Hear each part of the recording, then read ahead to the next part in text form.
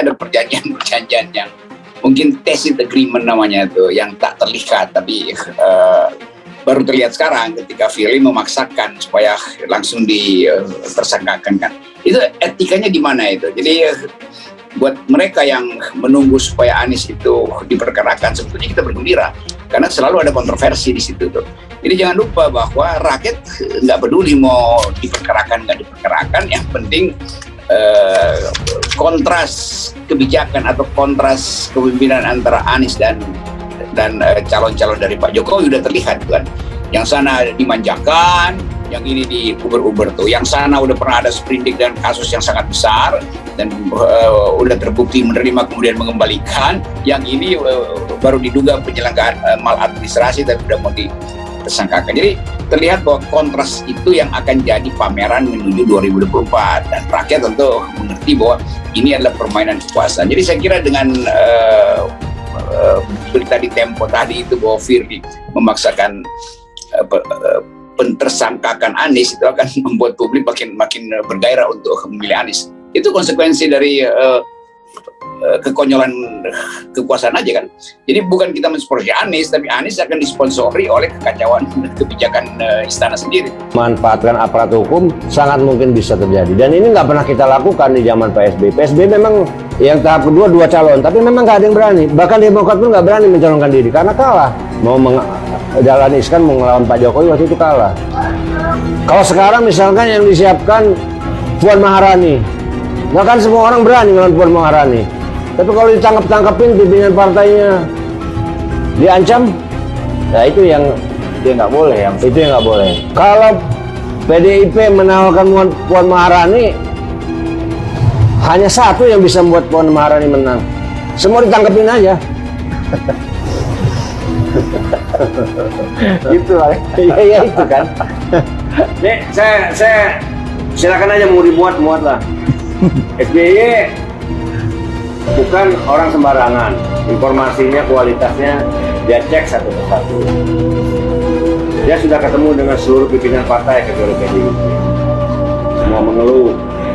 Dia sudah mendengar langsung skenario dua pasar. Lalu dia melakukan pengecekan pada orang yang mendengar langsung dari mulutnya Pak Presiden. Pak Presiden hanya mau 2 calon. Kenapa 2 calon Pak Presiden? Kan ada Anies, ada Ganjar. Oh, Anies kan sebentar lagi masuk penjara. Terus partai-partai lain yang di KIB sekarang kalau nggak nurut ya tinggal masuk penjara aja itu. Nah, gitu. Saya tanya, Anies kok jadi ribut mau dipanggil KPK?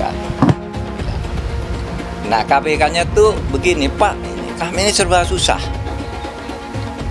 Setiap kami mempersoalkan dana formula dan sebagainya, lalu dituduh mempolitisi, mau menjegal Anies, padahal tidak ada urusannya ini dengan Anies. Ini temuan BPK gitu loh. Sehingga kami merasa setiap nyebut ini lalu rame katanya ini menjegal Anies. Nah, disitulah terjadi diskusi-diskusi saya dengan Denny. Nah, saya cerita, kata partai ini kasusnya, kata partai ini kasusnya. Ini menjadi sensitif, gitu. Tetapi tidak ada kita minta melapor ke presiden ini harus dijegal, ini tidak ada sama sekali. Upaya penjegalan Anies Baswedan semakin meyakinkan saat Brigjen Endar bicara pencopotannya di KPK. Lebih lanjut, ia meminta upaya penjegalan Anies dihentikan dengan langsung bertanding di pemilihan presiden Pilpres 2024. Jika kesatria, hadapi saja Anies di arena Pilpres, ungkapnya. Ia pun menambahkan jika elektabilitas Anies dalam berbagai survei jauh di bawah Gubernur Jawa Tengah Ganjar Pranowo, toh dalam banyak survei elektabilitas Anies juga masih jauh di bawah Ganjar. Bersainglah dengan fair, kalah menang itu biasa, ungkapnya. Sebelumnya, Brigjen Endar Priantoro mengaku tidak bisa menjawab terkait pencopotannya yang diisukan karena berbeda pendapat dalam kasus Formula E dengan Ketua KPK Firly Bahuri. Kalau saya nggak bisa menjawab itu apakah terkait atau tidak, kata Endar dikutip dari Detik. Meskipun demikian, ia tidak membantah tentang adanya perbedaan pendapat dalam pengusutan kasus Formula E.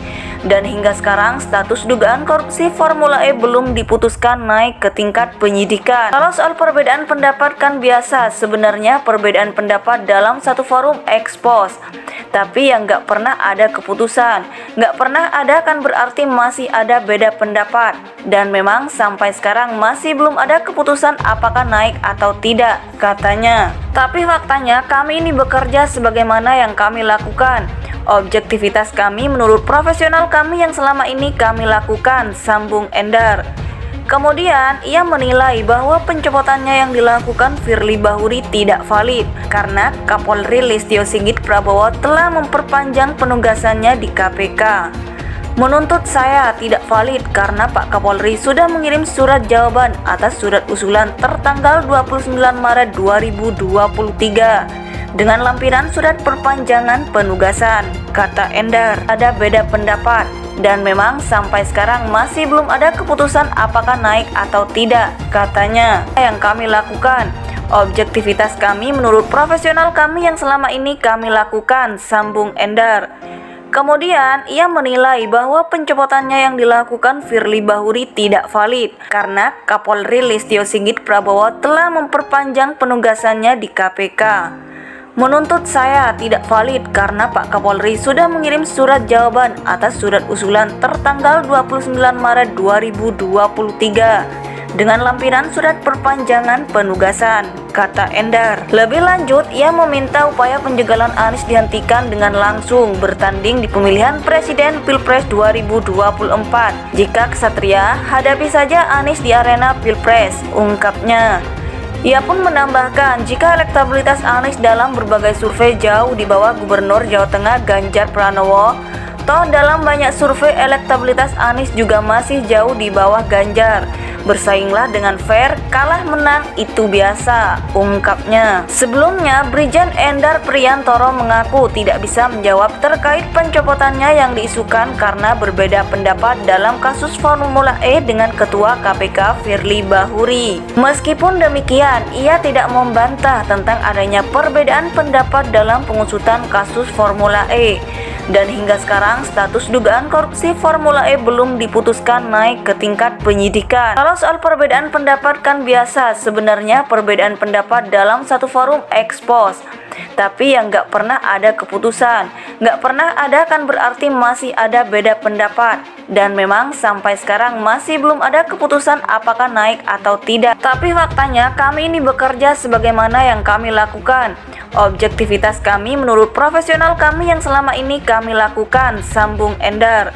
Kemudian, ia menilai bahwa pencopotannya yang dilakukan Firly Bahuri tidak valid karena Kapolri Listio Sigit Prabowo telah memperpanjang penugasannya di KPK.